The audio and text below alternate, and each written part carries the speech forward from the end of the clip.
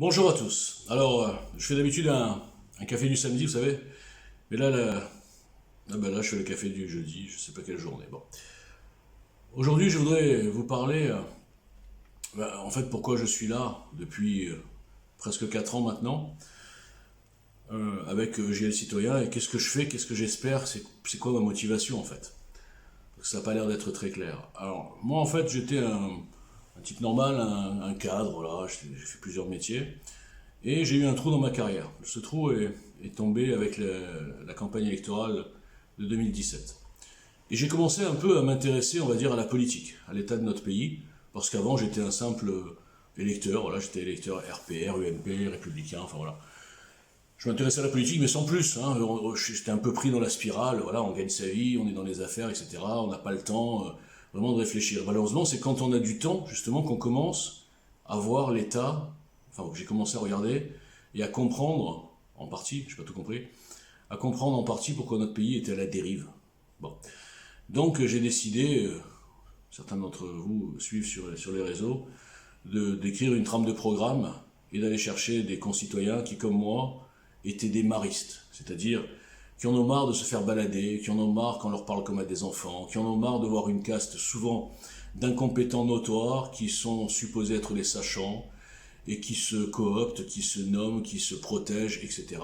Et qui finalement ont reformé une sorte de monarchie dans le mauvais sens, c'est-à-dire tous les nobles qu'il y avait autour du roi au départ, hein, et qui quelque part, géraient tout ça dans leurs propres intérêts, et puis le peuple, c'était quantité négligeable.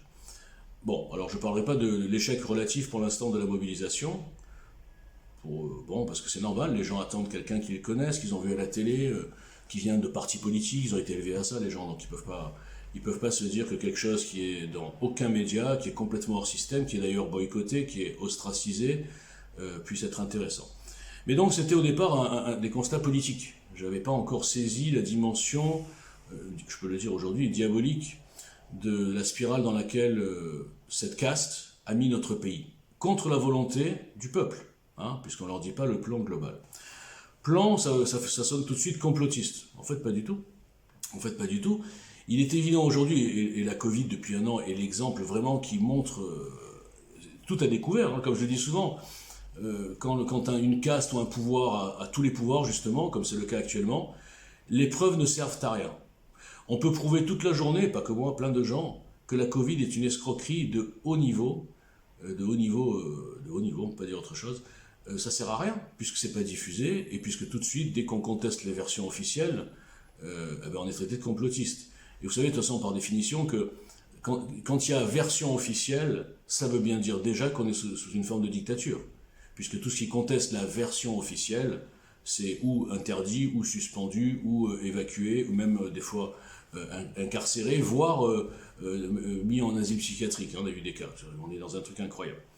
Mais moi, je vais vous dire, vous voyez, j'ai un t-shirt aujourd'hui qui s'appelle Père Perfect. Je n'aime pas le dire. Père Perfect. Bon, c'est ma fille qui me l'avait offert il y a quelques années, parce qu'évidemment, je suis comme la majorité d'entre vous, je suis père de famille. Et je vais même dire, je suis même grand-père depuis quelques temps. Eh bien, ce qui me motive, vous l'avez compris, c'est pas un poste en politique, j'en ai rien à faire. C'est pas une carrière, hein, j'ai 54 balais, c'est pas maintenant que je vais me lancer dans une carrière, dans un petit parti, gravir les échelons, être le député, après le candidat, enfin tout ce qu'ils font les gens qui n'ont absolument aucune, enfin je pense, aucune motivation saine. Moi ce que je veux, c'est que justement ma fille elle est grande maintenant, mais que mon petit-fils, il vive jamais, jamais dans le monde qu'ils sont en train de nous construire. Dans le monde où nous serions vraiment que des moutons, à qui on dit ne pas faire ça. Vous avez vu la dernière campagne du gouvernement ? Je ne m'approche pas de mes voisins, je ne reçois personne, je ne vais nulle part. Non mais sérieusement. Mais pire encore, on peut à la rigueur accepter une certaine forme de discipline avec des guides, si j'ose dire. Mais vous avez vu la tête des guides ? Vous avez vu Castex ? Vous avez vu Véran ? Vous avez vu Macron ? Vous avez vu ces espèces d'énarques incompétents ? Et c'est eux qui nous donnent des leçons, sans parler du porte-parole du gouvernement, qui a 30 balais, il n'est jamais sorti de son bureau. Il nous parle à nous comme à des enfants, nous qui sommes des hommes, nous au sens large qui avons construit ce pays. Hein, c'est un peu exagéré ça. Enfin, vous voyez ce que je veux dire. Jusqu'à quand on va laisser ces gens nous donner des leçons, Alors qu'on sait leur motivation, on sait qu'ils suivent un plan qui est très très très simple à trouver hein, sur les réseaux partout. Allez voir, tout est daté. On sait, et c'est marrant, on prend même les déclarations des grands Manitou, là, les Soros, les Rockefeller, les Rothschild, les Attali, les Schwab, tous ces gens-là ont annoncé le plan dans une conférence totalement ouverte. Davos, de Global Goals, ils ont tout expliqué ce qu'ils voulaient faire de ce monde. Ils voulaient prendre le modèle chinois. Ils voulaient nous faire un monde complètement, je le répète, aseptisé, où nous sommes tous sous contrôle, marqués comme des animaux. Et le seul moyen de nous enfermer dans l'enclos, à ce qu'on obéisse à tout ce qui nous sort comme énormité, notamment le vaccin, c'est de nous faire peur.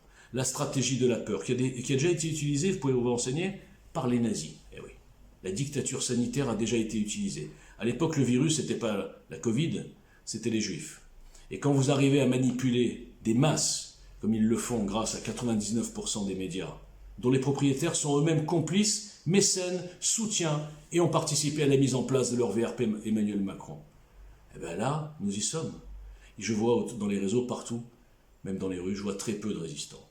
Je vois beaucoup de gens qui me regardent comme un assassin, si mon masque, si j'ai pas mon masque, dans la rue, dehors.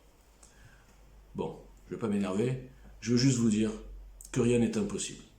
Et qu'avec une mobilisation forte, on peut enfin construire ce tsunami, basé sur un programme, basé sur un changement complet de perspective, un changement complet de profil que nous mènerons aux commandes de ce pays. Des hommes d'expérience, des hommes d'une certaine génération, plus des petits jeunes. Le problème de ces petits jeunes, je vais vous dire, ils ne connaissent pas la France d'avant. Ils ne l'ont pas connue, ils sont trop jeunes. Les seuls qui peuvent défendre la France d'avant, pas dans le sens ringard, mais dans le sens valeur, ce sont les gens de notre génération. On va dire c'est les plus de 45 ans. D'ailleurs, c'est pas un hasard si chez EJL, je dois avouer qu'on a une moyenne d'âge on a une moyenne d'âge assez élevée quand même, mais c'est pas anodin et c'est logique. Voilà, donc je ne vais pas rentrer dans les détails des folies qu'on nous fait avaler toute la journée, parce que je crois que vous êtes beaucoup à être conscients, mais mobilisez-vous, construisez quelque chose, faites quelque chose avec EJL, avec qui vous voulez, à la rigueur c'est pas important, mais bougez-vous, construisez, nous pouvons le faire.